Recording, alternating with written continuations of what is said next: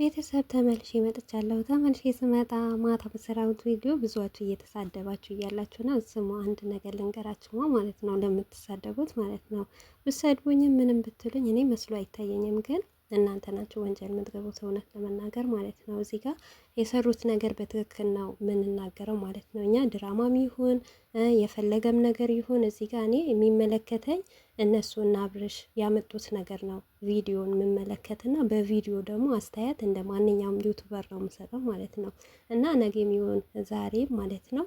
አዎ አብርሽ በደንብ አድርጎ ይቅርታ ይጠይቃት። ሲቀጥል ደግሞ ዳኒ ምን ቤት ነውና በፊት እናንተም ዳኒ ከህይወታቸው ይውጣ፣ ዳኒ ይራቅ፣ ዳኒ ደግሞ የሰራውን ስራ እናንተ ታውቃላችሁ። ዛሬ አዎ ሰርቻለሁ ማታ እናት ሺቲ ቢለብስ ትክክል እኮ ነው ያለው ይሳቅ ማለት ነው። ይልበስ። መቼ ዳኒ በራሱ ከሴት ጋር ነው እንጂ ከወንድ ጋር ሆኖ መቼ እናየዋለን?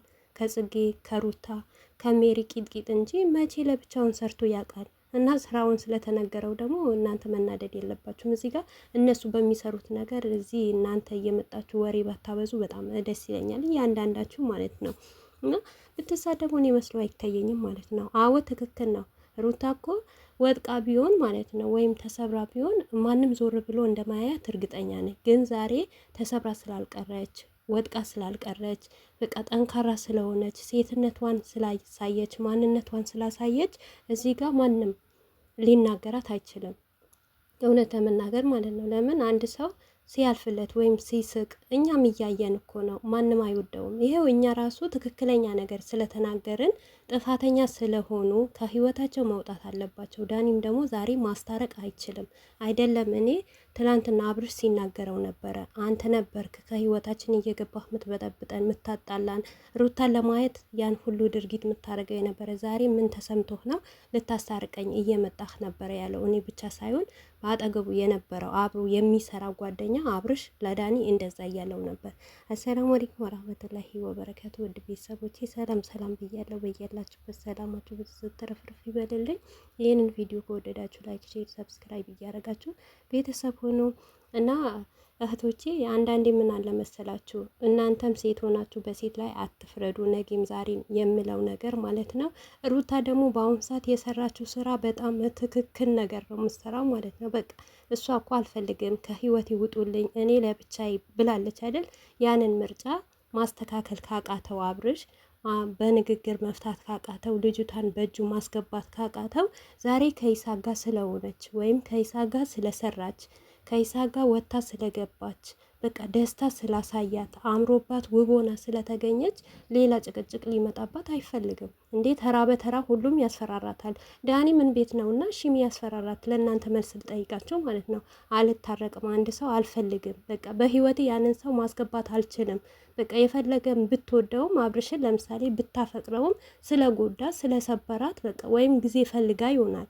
እሷ ታፈቅረዋለች፣ በትክክል ትወደዋለች ግን ጊዜ ፈልጋ ወይም ደግሞ ለማስተማር ፈልጋ ነው ማለት ነው። ምክንያቱም አብርሽ ለእንደዚህ ነገር ከአንዱ ሁለትም ካያቸው ማለት ነው የሆነ በሩታና በአብርሽ ህይወት የሆነ ነገር ሲፈጠር ማለት ነው የሆነ ነገር ለማድረግ ነው የሚቾክለው። በነገራችን ላይ አብርሽ በጣም ችኩል ልጅ ነው ማለት ነው። ይሄን አትከዱም። በቃ የሆነ ሰብር ትዕግስት የሚባል ነገር በህይወቱ አያውቅም ማለት ነው።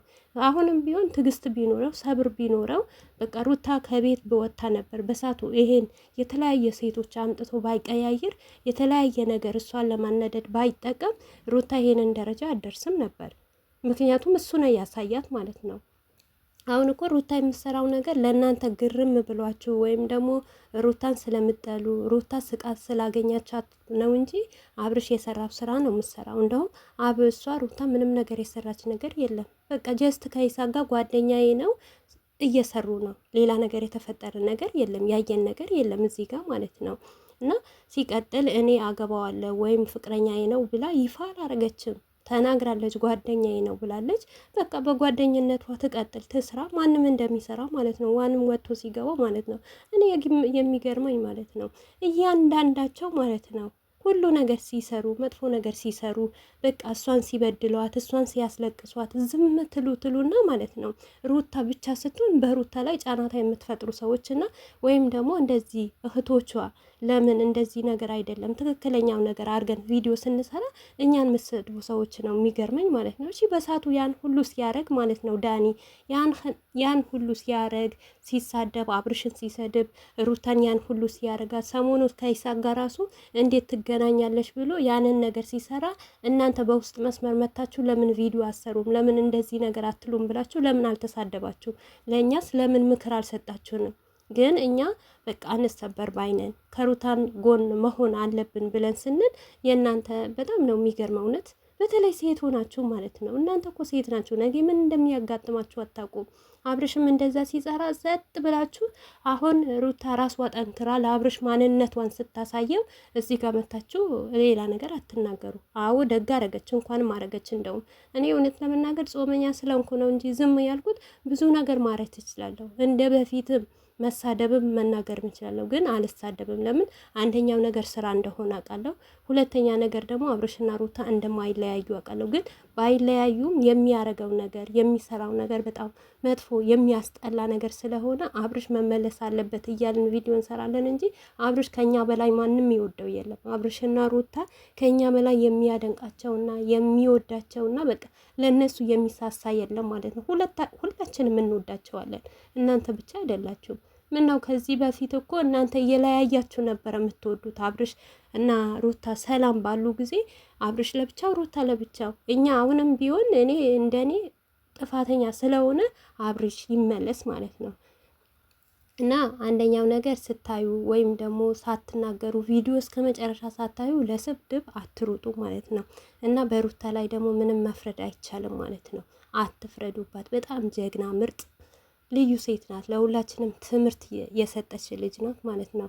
እና ተሰብራ ስላልቀረች ደግሞ ብዙዋችሁ በቃ የምትጠብቁት እናንተ የነበረ እኔ አልናገርም እንጂ በአሁን ሰዓት ራሱ ሌላ ሰዎች ራሱ እናንተ የምትወዱት የነበረ ያንን ሰው ሲጎዳባችሁ አሁን አብርሽን እየሰደባችሁ ማለት ነው አላችሁ። ግን ያንም እያለ ሩታ ደግሞ መቼም ተሰብራ አትቀርም። እውነት ከዚህም የበለጠ ከፍ ብላ አድጋ በቃ ስቃ አምራ ማየት ነው የምንፈልገው እኛ ማለት ነው። ሴት ልጅ ናትና አትጎዳ።